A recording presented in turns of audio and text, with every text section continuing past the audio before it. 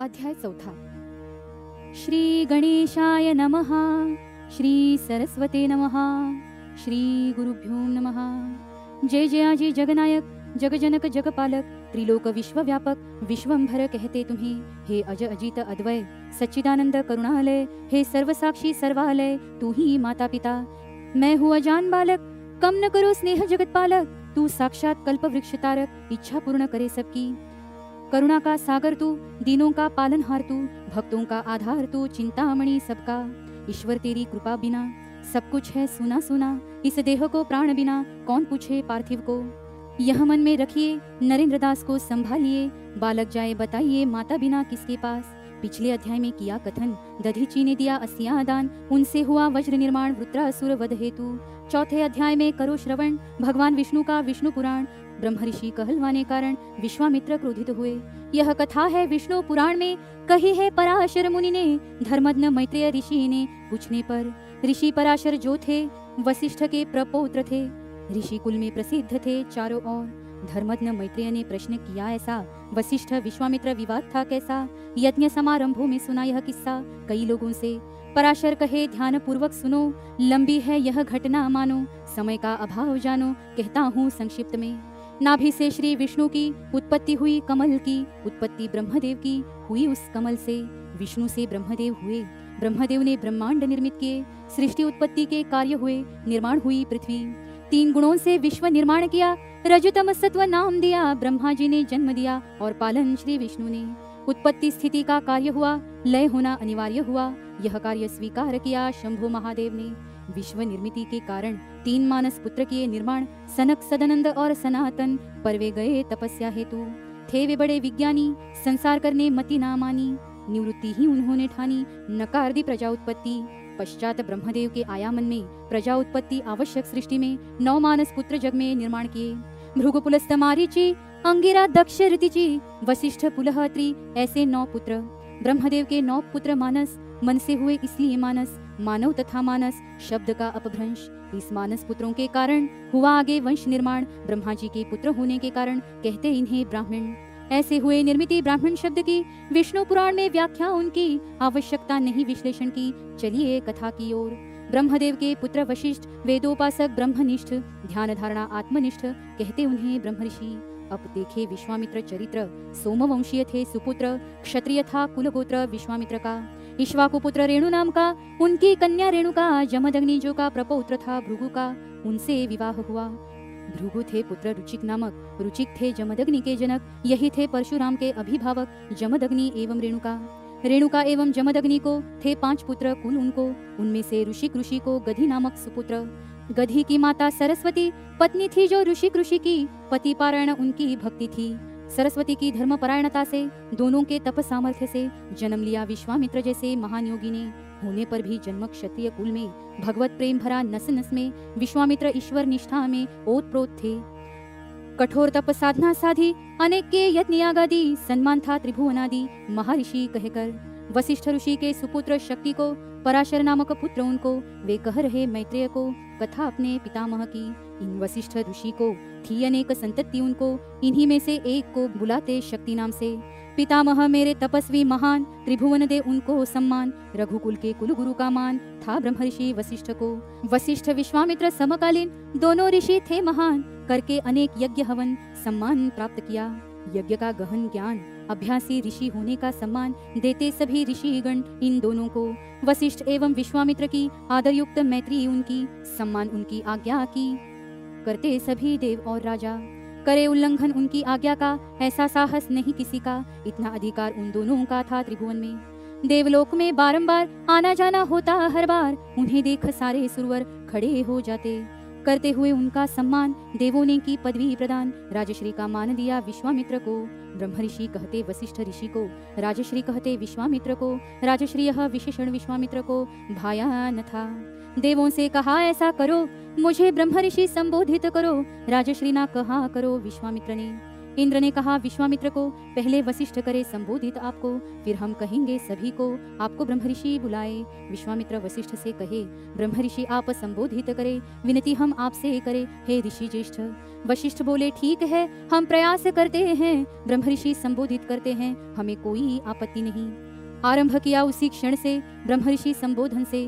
वशिष्ठ ऋषि ने तब से विश्वामित्र को, स्वभाव क्रोधी विश्वामित्र का, इसी कारण संबोधन ब्रह्मऋषि का न करते छोटे बड़े उनका, इसका बुरा लगे।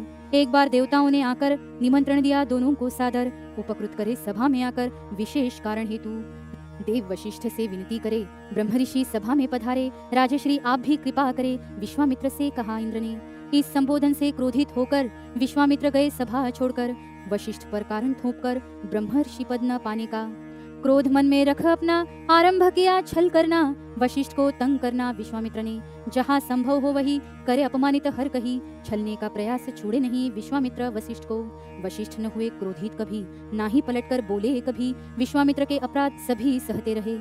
वशिष्ठ मुनि क्रोधित न हुए, न कभी कठोर शब्द कहे, चुप थे सामर्थ्य होते हुए, सात्विकता ना छोड़ी। किया नहीं कभी क्रोध, ना किया विरोध, इस पर आया अधिक क्रोध विश्वामित्र को। वशिष्ठ आ जाए शरण, इसीलिए किए नाना यत्न, देकर अनेक कष्ट गहन परखा विश्वामित्र ने। न हुआ उपयोग कोई, निर्माण किए राक्षस कई, राक्षसों की सेना गई कष्ट देने ब्रह्मऋषि को। राक्षसों ने प्रचंड उत्पात किया, पिता शक्ति का मेरे वध किया, चाचाओं को भी मार दिया, फिर भी कुछ ना बोले। मैं सज्ञान हुआ जब, यथार्थ जाना तब, माता पिता चाचाओं को सब वध करवाया विश्वामित्र ने। राक्षस कुल का नाश करने ठानी मैंने यज्ञ करने, प्रतिदिन लगे आकर गिरने राक्षस उस यज्ञाहुति में। पुलह एवं पुलस्त्य ऋषि को जानकर दुख हुआ उनको, राक्षस कुल के विनाश को नेत्रों समक्ष देख न सके। राक्षस कुल की संतान उनकी राह पर थी नष्ट होने की, इसलिए दोनों ने विनती की ऋषि वशिष्ठ से। राक्षस कुल ने दिया था क्लेश, फिर भी न रखा मन में द्वेष, तुरंत मुझे देकर आदेश यज्ञ बंद करवाया। विश्वामित्र ने पितामह का प्रयत्न किया था वध करने का, क्रम इन्हीं प्रयत्नों का चलता रहा। फिर भी वशिष्ठ ने क्रोध न जताया, विश्वामित्र को न नीचा दिखाया, हमेशा उन्हें सम्मान दिलाया ब्रह्मऋषि वशिष्ठ ने। एक चांदनी रात में गहन पितामह ने मुझसे किया कथन, चंद्रमा की शीतलता पावन विश्वामित्र में है। विश्वामित्र मुनिवर सुन रहे थे पीछे छिपकर, पितामह के शब्द सुनकर मन द्रवित हुआ। मैंने किया अन्याय इतना, क्रोध न रखा रत्ती जितना, मन रखा निर्मल अपना ब्रह्मऋषि वशिष्ठ ने।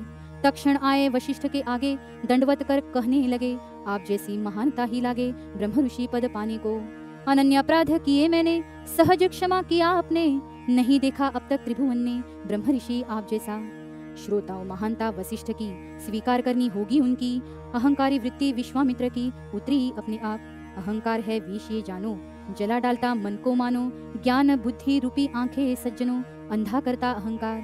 अहंकार उपजे क्रोध से, क्रोध निम्न लगता बाहर से, सात्विकता का फल इससे होता है नष्ट। अगर है क्रोध शरीर में, है तमोगुण का भंडार इसमें, इसका संग्रह इस जग में कोई ज्ञानी ना करे।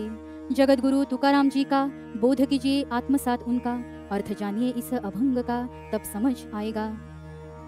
तामसाची तपे पापाची शिदोरी, तमोगुणे भरी घालत असे, राज्यपदा आड सुखाची संपत्ती, उल्लंघुनी जाती निर्यंगावा।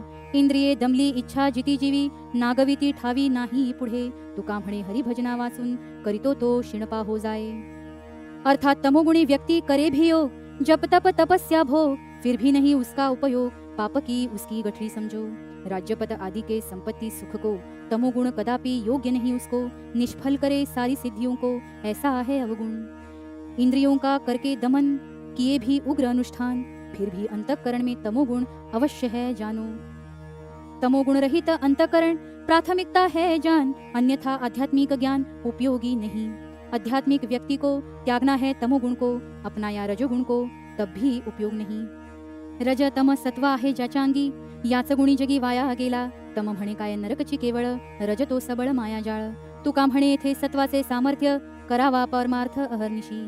रजतम है दुर्गुण, करते मानवताहीन, नरदेह में चाहिए सत्वगुण, मोक्ष मार्ग प्राप्ति हेतु। हम कोई देवता नहीं या मोक्ष के भागी नहीं, परंतु मोक्ष का मार्ग नहीं मिलता सत्वगुण प्राप्त किए बिना। इसलिए बढ़ाकर आत्मविश्वास करिए सत्वगुण का विकास, रजतमय दुर्गुणों का निकास करिए अपने अंतःकरण से। मोक्ष है देवत्व जो है परम तत्व, यह हो जाए प्राप्त तो सत्वगुण भी आवश्यक नहीं, इस सत्वगुण में मोहमाया का निवास है, इसमें बाधा बने मोक्ष के मार्ग में। इसलिए यह सत्य होने पर भी जीवन की प्रगति होगी तभी। त्याग कर दुर्गुण सभी, सत्वगुण बढ़ाए मनुष्य।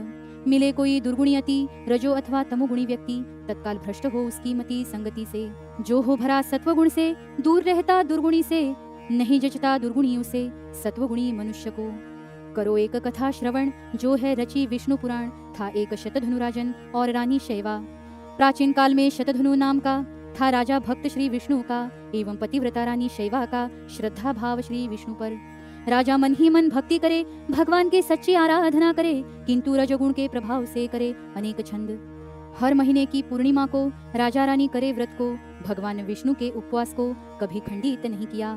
रानी थी सत्वगुणी, नहीं जचता उसे दुर्गुणी, ईश्वर निष्ठा में अपनी हस्तक्षेप पसंद न था। राजा का शिक्षक धनुर्विद्या का, देता ज्ञान युद्ध कला का, होकर भी विद्वान ज्ञान का था वह अज्ञानी। उसका यही था कारण, होते हुए भी विद्वान, अहंकार से ग्रसित गहन था वह। भक्ति मार्ग पर चलने वाला अथवा दया धर्म करने वाला, उसे न लगे भला कोई भी व्यक्ति। उसे लगते ज्ञानी मनुष्य जन, श्रेय क्यों ले देवगण, करके घंटों पूजा अर्चन प्रसन्न क्यों करे। अथक प्रयत्न मनुष्य करे, पश्चात सुख प्राप्त करे, श्रेय सारा हासिल करे, क्यों भला देवता। ईश्वर वगैरह कुछ नहीं, जब तक यह अज्ञान जाता नहीं, करेंगे ऋषि और देव यही हासिल अपना सर्वस्व। यह सब अज्ञान ऐसा, मुझे लगता पाखंड जैसा। राजन तू सम्राट होकर भी ऐसा क्यों करे इतने व्रत। ऐसा उपदेश दे गुरु ब्राह्मण, जिससे राजा का विचलित हुआ मन, कुसंगति का हुआ परिणाम उस धनुर्विद्या गुरु का। लगने लगा राजा को सुंदर इस राज्य को, प्राप्त किया जिसको अथक प्रयत्न करके। उसकी खातिर किए परिश्रम, सुखी रखा प्रजा को हरदम, यही किया प्रयास सक्षम राज्य विस्तार का। यह सब हमने किया, श्रेय क्यों न उसका लिया। देवताओं को क्यों दिया श्रेय मेरे पूर्वजों ने जो राज्य बचाया, इसलिए वो मैंने पाया, किंतु उन्होंने श्रेय दिया देवताओं को। जो भी हुआ उसे छोड़कर, पूर्वजों के मार्ग पर चलकर, राजा ने ली जाकर विष्णु शरण। मन में हो भाव जैसा, पाप पुण्य घटे वैसा, श्रद्धा जैसी फल वैसा प्राप्त हो। कार्तिक पूर्णिमा का पावन दिन, राजा रानी के उपवास का दिन, स्नान करके करने अर्चन बाहर आ रहे थे। इतने में वह गुरु पधारे, राजा उनको प्रणाम करे, सम्मान पूर्वक पूछताछ करे क्षेम कुशल की। रानी ने ना किया आदर, सूर्य देवता को प्रणाम कर, ना किया व्रत भंग किसी प्रकार व्रतस्थ रानी ने। कालांतर में हुआ राजा का निधन, रानी हुई सती पावन, दोनों ने पाया अगला जीवन, वो देखिए कैसा। काशी के राज परिवार जन्म लिया साकार, राजकन्या का अधिकार पाया रानी ने। उपवास काल में राजा ने संभाषण किया था पाखंडी से, उन्होंने नीच योनि में जन्म लेने उन्हें जाना पड़ा। विदिशा नगरी में एक श्वान का रूप लेकर जन्म हुआ राजन का, भोगना था फल कर्म का उस राजा को। श्रोताओं ये ध्यान में धरो, जैसे कर्म वैसे भरो, इसलिए सत्कर्म करो संचित अच्छा होगा। कर्म का ना होवे नाश, अर्जुन को ऐसा उपदेश श्री कृष्ण ने किया विशेष कुरुक्षेत्र में। कर्म का सिद्धांत लिखा है, गीता इस ग्रंथ में रचा है, उसी के आधार पर कहा है कर्म की फलश्रुति। जो ऐसा कर्म करेगा वैसा ही फल पाएगा, कभी कुमारगण स्वीकारेगा यह निश्चित करे मनुष्य। तुम जियो दूसरों की जीने में सहायता करो, सत्य का मार्ग धरो, माता पिता की सेवा करो, श्रद्धा रखो ईश्वर और धर्म पर। आस्तिक मार्ग से आगे जाए, ज्ञान विज्ञान का संतुलन बनाए, सच्ची श्रद्धा से जीवन जिए ज्ञानी मनुष्य। समर्थ रामदास से बोध लो, उसका मन में चिंतन कर लो, योग्य लगे तो आत्मसात कर लो बोध श्रोताओ। मना सज्जना भक्ती पंथे चिजावे, तरी श्रीहरी पाविजे तो स्वभावे। जनी निंदते सर्व सोडून द्यावे, जनी वंद्यते सर्व भावे करावे। मना वासना दुष्ट कामा नैरे, मना सर्वथा पाप बुद्धी नको रे। मना सर्वथा नीती सोडू नको हो, मना अंतरी सार विचार राहो। मना पाप संकल्प सोडून द्यावा, मना सत्य संकल्प जीवी धरावा। मना कल्पना ते नको विषयांची, विकारे घडे हो जनी सर्व चीची। सुसंगति सदा मिले, सृजन वाक्य श्रवण को मिले, इस जीवन में भक्ति के फूल खिले, यही प्रार्थना पांडुरंगा। यह लीलामृत ग्रंथ भक्तों को दिखाए सही पथ, यही विनती जोड़कर हाथ करे दास नरेंद्र। इति चतुर्थोध्याय समाप्त। जगद्गुरु नरेंद्राचार्य महाराज की जय। सद्गुरु काड़सिद्धेश्वर महाराज की जय। संत शिरोमणि गजानन महाराज की जय। आद्य जगद्गुरु रामानंदाचार्य महाराज की जय। सियावर रामचंद्र की जय। परम पूज्य कानिफनाथ महाराज की जय।